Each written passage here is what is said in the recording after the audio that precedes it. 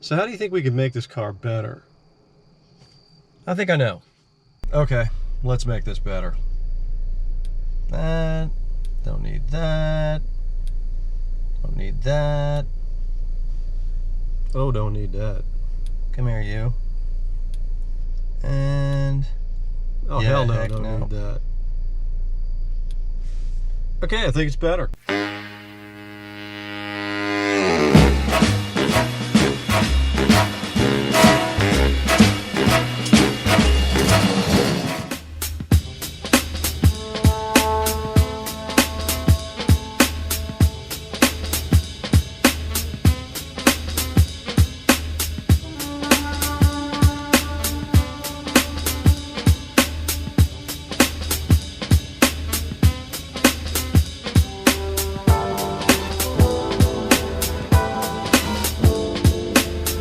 Hey, welcome back to another edition of Twin Cam. This time we're driving a little SUV crossover thingy for you. What do we got?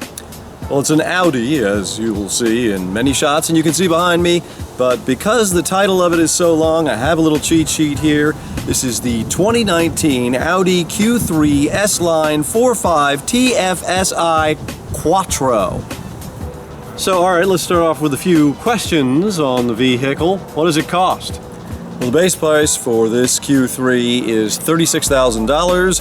As optioned, ours is $44,990, the one we've been testing. So basically 45 grand. These have been around for a minute. I think they go back to something like 2013 in Europe. 2016 here in the US, but 2013 in Europe. So this is really just the second version of the Q3. Dimensionally, it's a little different, right? A little longer, 3 inches longer overall, a little bit wider as well. The styling is refreshed. Certainly it's not completely different. It's just the same sort of small crossover that it has been, but it does have a slightly new look. The interior is redesigned as well, and I think probably that might be the biggest point of distinction for the Q3. Yeah, it's got sort of leather or leatherette seats with an Alcantara interior with orange accents, and the interior. We'll show you that Alcantara. It's kind of funky looking. It's available as an option for this S Line package on the Q3. It also has a new virtual cockpit with a 10.25-inch display in front of the driver and an 8.8-inch center console display through which many of the digital functions can be controlled. And basically that gives you this long area of a sort of like a glass cockpit, you would call it, in an airplane.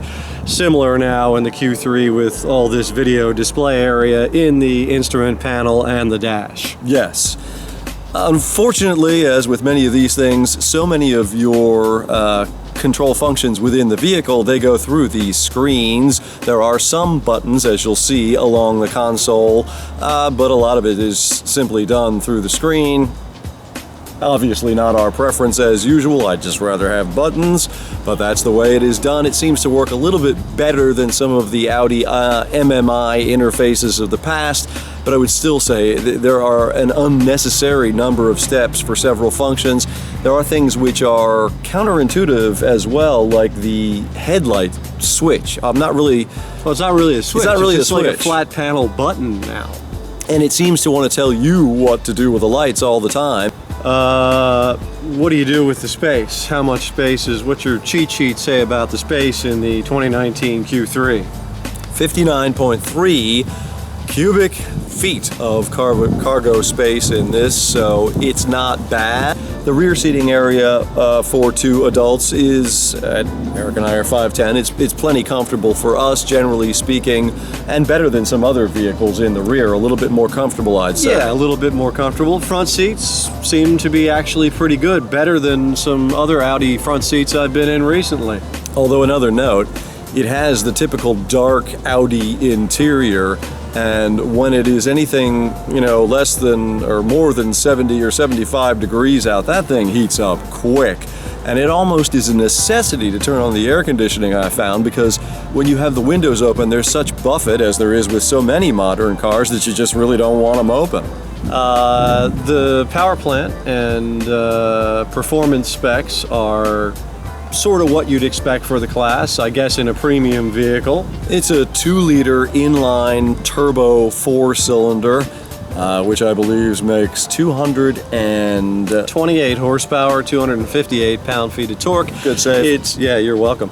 It's basically the same engine that you get in the Volkswagen Golf GTI. So you could think of this as kind of a tall GTI. It's on the common platform. We'll put it up in the screen. Yeah, with the A1, A3, right. and the Audi TT. So it's really a car platform that it's on. It's just, again, an elevated car. The one, well, not the one, but one of the demerits with that power, yes, it's the same as a Golf GTI, but this weighs 3,910 pounds, so nearly 3910, 3916. Yeah, so nearly 4,000 pounds, and you do feel the weight.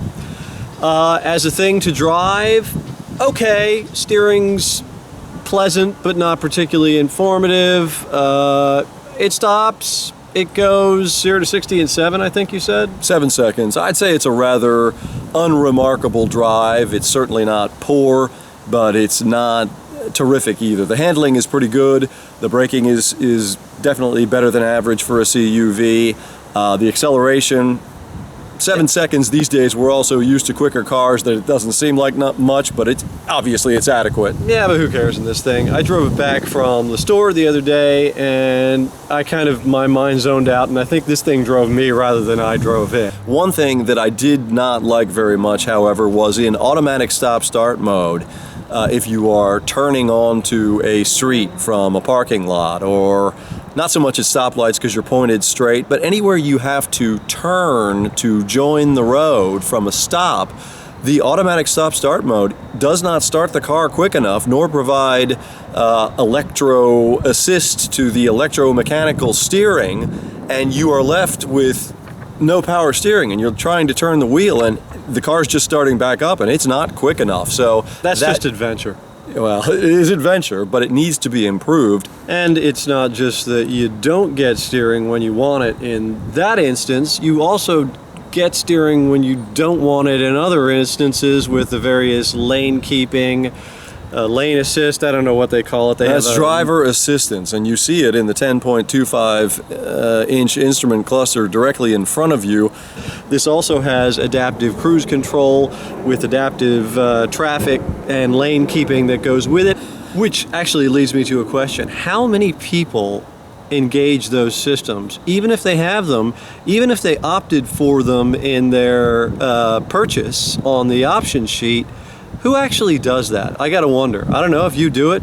Tell us. Yes, leave it in the comment section below. So what's the bottom line on the 2019 Q3 for you? Pleasant enough, because I'm an enthusiast, I guess. A small crossover wouldn't be for me in the first place, but other people do need them. This one is pleasant enough. My only quandary with that, or complaint, would be that it is too costly. And for the kind of performance and utility you get out of it, while nice in some senses, I think it's too expensive. You could buy a cheaper... yeah, like a Honda CR-V, a RAV4, name your... Hyundai crossover sort of du jour in the same sort of size region as this one. I guess the badge matters to people. I'm not one of those people, but again, tell us in the comments why you need an Audi CUV. And that's our basic bottom line on the 2019 Q3.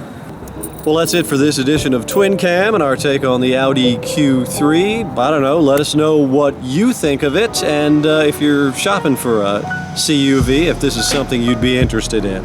Until next time, I'm Jan. I'm Eric.